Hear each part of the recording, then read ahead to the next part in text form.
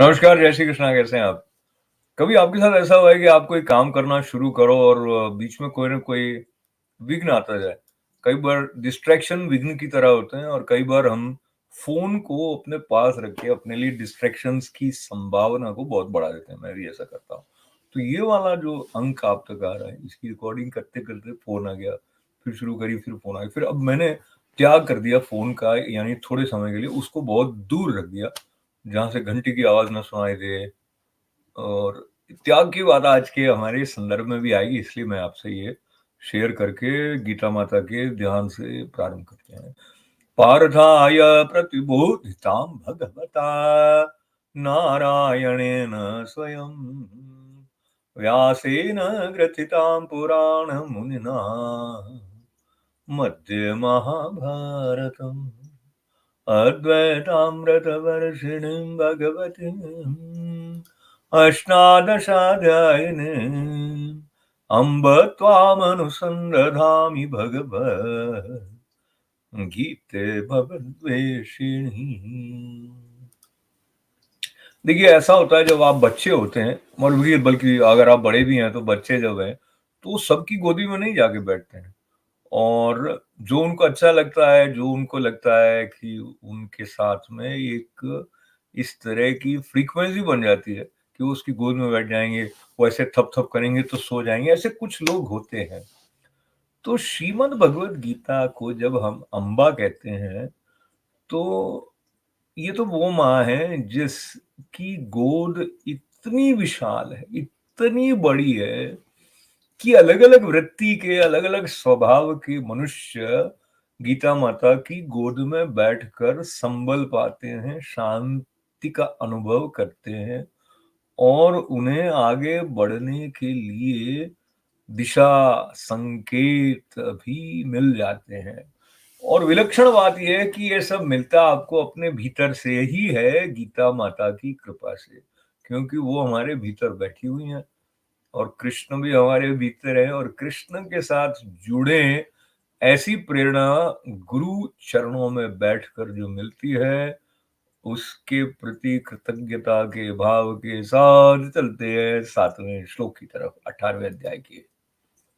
नियतस्य तु सन्न्यासः कर्मणो नोपपद्यते मोहात् तस्य परित्यागस्तामसः परिकीर्तितः मोहातस्य परित्यागस्तामसः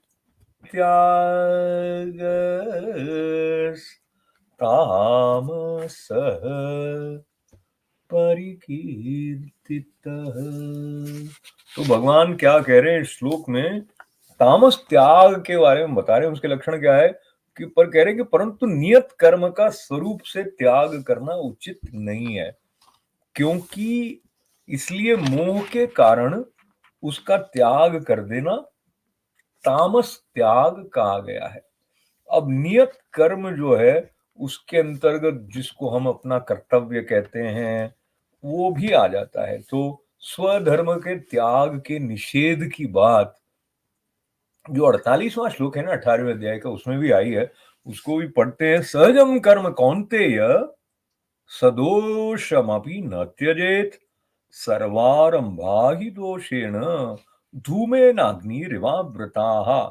तो कहा कि हे कुंती पुत्र, दोष युक्त होने पर भी सहज कर्म को नहीं त्यागना चाहिए, क्योंकि धुएं से अग्नि की तरह सारे के सारे कर्म किसी न किसी दोष से युक्त हैं।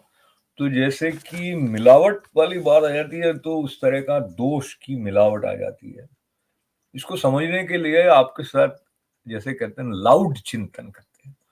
तो बहुत अच्छा काम करते करते भी कभी कभी अहंकार का एक लेश मात्र भाव उसमें आ सकता है। आपकी इच्छा नहीं है, किसी को ठेस पहुंच सकती है। तो इस प्रकार कर्म के साथ में ये बातें जुड़ी हैं, पर मुख्य संकेत भगवान ने ये कहा है कि आपने त्याग का मतलब ये ले लिया कि जो मैं कर रहा हूं कर रही हूं उसको नहीं करना है। जैसे घर में खाना बनाती हैं तो नहीं बनाना है, नौकरी करते हैं तो नहीं करनी है, संतान की तरफ ध्यान जो कर्तव्य रूप में है उसको देना नहीं है। अब ये सारा जो ऐसे तामस त्याग इसलिए भी कहा गया। अब इसको आप मनोविज्ञान की दृष्टि से देखें तो यदि हम अपने कर्म से भाग जाते हैं, भगोड़े बन जाते हैं समझिए, और उसके लिए हम कोई अच्छा बौद्धिक लेबल लगा देते हैं जो हमको ऐसा दिखाए कि भाई वाह वाह वाह वाह। पर वो कहीं न कहीं हमारे अंदर कचोटता होगा क्योंकि हम एक अधूरापन छोड़ के आ गए वहाँ पे। तो पूर्णता अधूरेपन के साथ में हमारे लिए कैसे सुलभ होगी? गंतव्य तो पूर्णता का है। तो पूर्णता की बात को साथ में रखते हुए अगले श्लोक की तरफ बढ़ते हैं। दुःखमित्येव यत्कर्म कायक्लेशभयात् त्यजेत् स कृत्वा राजसं त्यागं नैव त्यागफलं लभेत। तो ये राजस त्याग के लक्षणों को और बताते हुए भगवान कह रहे हैं कि अगर कोई मनुष्य जो कुछ कर्म है वो सब दुख रूप ही है कि भाई ये करने से टेंशन हो जाती है, ये करते हैं तो इतना पसीना पसीना आ जाता है, ये करते हैं तो इतने बंधन बढ़ जाते हैं, ऐसा समझ कर यदि कोई शारीरिक क्लेश के भय से कर्तव्य कर्मों का त्याग कर दे। अब जो यहाँ पे काय क्लेश भयात को शारीरिक क्लेश का है, उस शरीर के संदर्भ में अगर हम ऐसा सोचें कि मन भी उसमें ही है, शरीर में ही मन है ना, शरीर के बिना तो मन है नहीं। तो जो मानसिक व्याधि है वो भी इसका एक अंश है, क्योंकि आप जंगल में जाके बैठ जाएंगे तो जो समाज में व्यवहार करते समय जिस प्रकार के दुख आने की संभावना है उससे डर जाएं, भाग जाएं, तो फिर क्या होगा?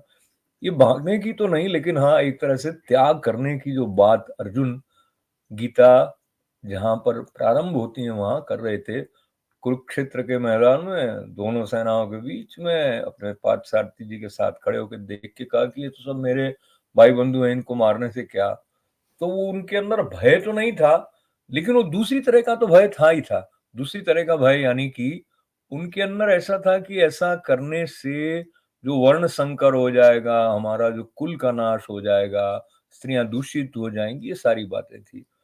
और फिर भगवान ने कहा कि भाई तू पंडितों के जैसे वचन कहता है, और वो जो यात्रा जिस सूत्र को लेकर प्रथम अध्याय से चल रही थी, अब देखिए वो सूत्र 18वें अध्याय तक कहीं न कहीं ट्र चलता हुआ आया है, क्योंकि वो सूत्र हमारे लिए बहुत ही उपयोगी, महत्वपूर्ण है। हम कर्म के साथ अपना संबंध कैसा बनाते हैं, क्या हम इस तरह का संबंध विकसित करने में सफल हो पाते हैं? क्या हमारे पास वो दृष्टि है जिससे कि कर्म हमारे लिए बंधन का कारक नहीं होते?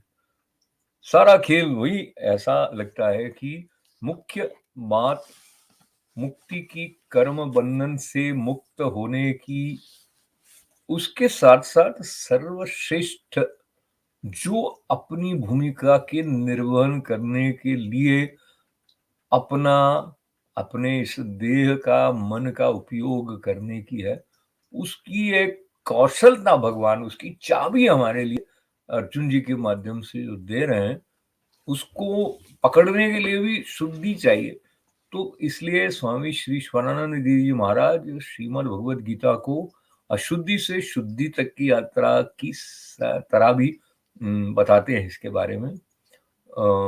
जब हम जिस तरह से पानी के बारे में है कि वो जिस रंग का गिलास है वैसा दिखने लग जाएगा, पानी होगा तो पानी बिना कर रंग का मान लीजिए, पर लाल गिलास है, लाल दिख गया, नीला, बैंगनी, भूरा जो भी है। बात ये है कि हम अपने वास्तविक रंग को, रंग तो एक शब्द है संकेत करने के लिए, उसको पहचान जाएं और आरोपित जो रंग हैं उनसे अपनी पहचान करके बंध न जाएं। बस इतनी सी बात है।